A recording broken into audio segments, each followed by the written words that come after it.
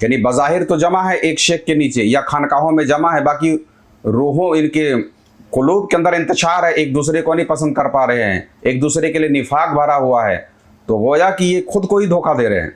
अल्लाहुम्मा सल्ली व सल्लिम अला सय्यिदिना मुहम्मदिन व अला आलि सय्यिदिना मुहम्मदिन कमा तुहिब्बु व तर्दा बि अन तुसल्ली अलैहि सल्लल्लाहु तआला अलैहि वसल्लम। तमाम अहले खानकाह एक जिस्म की तरह हैं। तमाम अहले खानकाह एक जिस्म की तरह हैं, यानी ये खानकाही रिश्ता जो है ये रूही रिश्ता है। यानी वो अरवाहें जो कुर्ब ख़ास में होती हैं, जो आलम अरवाह में एक ख़ास करीब करीब रही हैं, कुर्ब ख़ास में होती हैं, दुनिया में भी इनमें एक ख़ास रब्त होता है। आपने देखा कि कुछ लोगों की कुछ लोगों से बड़ी दिल लगी होती है, बहुत करीब होते हैं, तो दर हकीकत ये रिश्ता यहाँ का नहीं, ये रिश्ता अज़ल से ही है।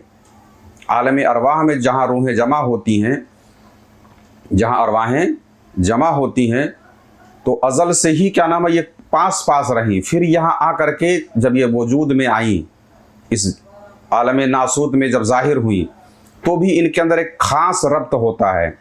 तो इससे ज़ाहिर ही हुआ कि जो तमाम अहले खानकाह जो अल्लाह के लिए अपनी रूह की तेज़ी के लिए जो जमा होते हैं, तो ये रिश्ता दर हकीकत यहाँ का नहीं, असली अज़ली रिश्ता है ये। यानी जैसे कि एक परिंदा अपने गोल में रहता है, आपने देखा हर परिंदे की अपनी एक झुंड होती है ना, हर परिंदा अपने झुंड में होता है, वैसे ही वो अरवाहें जो कुर्ब ख़ास में रही हैं, वो दुनिया में आने के बाद, ज़ाहिर होने के बाद भी एक ख़ास झुंड में उनके अपनी एक ख़ास गिरोह होती है, जिसको खानकाही रिश्ता कहा जाता है। तमाम अहले खानकाह एक जिस्म की तरह हैं। बस यही हाल अहले खानकाह का है।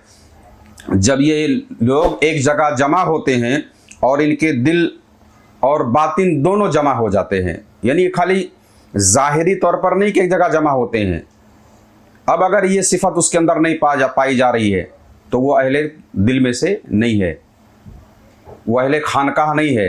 यानी बज़ाहिर तो जमा हो जाओ और दिल तुम्हारे मुंतशिर हो, रूह तो एक दूसरे से मानूस ना हो। बात समझ में आ रही है?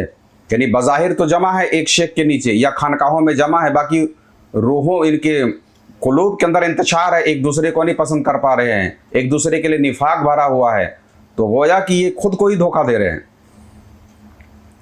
और इज्तिमा से जमीयत खातिर पैदा हो जाती है और इनके नुफूस एक दूसरे से मानूस और मुक़य्यद हो जाते हैं, एक दूसरे के का नाम कैदो पाबंदी में आ जाते हैं, एक दूसरे से रब्त बहुत ख़ास इनका हो जाता है। और फिर एक दूसरे के जब ये नतीजा होता है, असल में ये जब ज़ाहिर होता है, तो फिर ये एक दूसरे के हमदर्द और खैर ख्वाह हो जाते हैं। बात समझ में आ रही है? यानी तमाम अहले खानकाह एक दूसरे के खैर ख्वाह हो जाएंगे अगर हकीकत में ये होगा। अगर खैर ख्वाह हैं, अगर उसको किसी तुम्हारे पीर भाई को तकलीफ़ हुई तो आपको भी तकलीफ़ होगी, तो गोया तुम अहले खानकाह हो, वरना खानकाह के दायरे साहब बाहर हो। यहाँ तक कि इनके माल के निगरां भी होते हैं, यानी उनके जान की, माल की इज़्ज़त व आबरू, सब को वो अपनी इज़्ज़त व आबरू, जान व माल समझते हैं। ये है इज्तिमाए खातिर।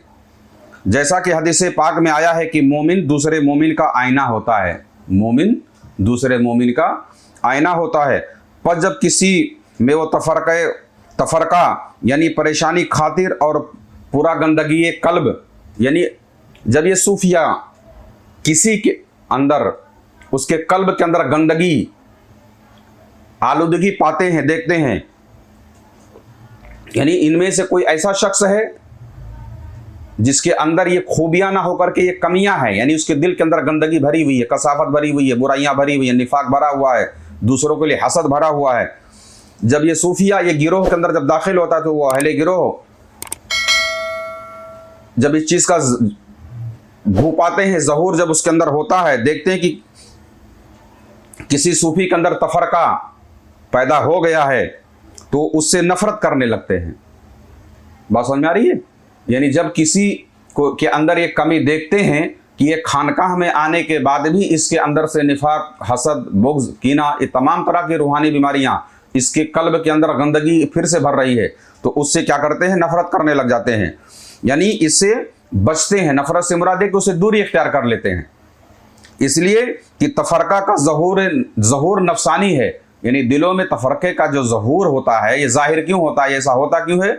یہ نفس کے خطرے سے ہوتا ہے۔ یہ تفرقہ کا ظہور جو ہے یہ ظہور نفسانی ہے، اور جو نفس کی خواہش کا نتیجہ ہوتا ہے، نفسانی خواہشات کے نتیجے سے پیدا ہوتا ہے، اور غلبہ نفس کے وقت، غلبہ نفس سے وقت کا ضیاع ہوتا ہے۔ اب ظاہر سی بات ہے کہ جب نفس غالب ہے، نفس کی ہی غلامی میں پڑے ہوئے ہو، تو آپ کی ساری کیا نام ہے زندگی کی کمائی اسی کے اندر صرف اور کیا نام ہے بیکار ہو جاتی ہے۔ اسی لیے جب کبھی کسی درویش میں یہ کیفیت پائی جاتی ہے، پیدا ہو جاتی ہے، تو نفرت کا شکار ہو جاتا ہے، تو لوگ اس سے پہچان لیتے ہیں اور جان لیتے ہیں کہ یہ شخص جمعیت کے دائرے سے خارج ہو گیا، یعنی جو ایک جمعیت تھی اہل اللہ کی، اس سے یہ بندہ خارج ہو گیا۔ کیوں کہ یہ نفس کا اس نے شکار ہو گیا، خواہش نفسانی کا شکار یہ بندہ ہو گیا، اسی لیے اس کے دل کے اندر گندگی پیدا ہو گئی ہے۔ تو یہ سب جان جاتے ہیں کہ جمعیت کے دائرے سے بندہ خارج ہو چکا ہے، یعنی جو اہل اللہ کی جماعت تھی، اہل اللہ کی جو قربت تھی، آپس میں قلوب کی جو کیا نام ہے دلوں کی کیا نام ہے جڑاؤ تھا، روحوں کا اتصال تھا، اس سے بندہ یہ دور ہو چکا ہے۔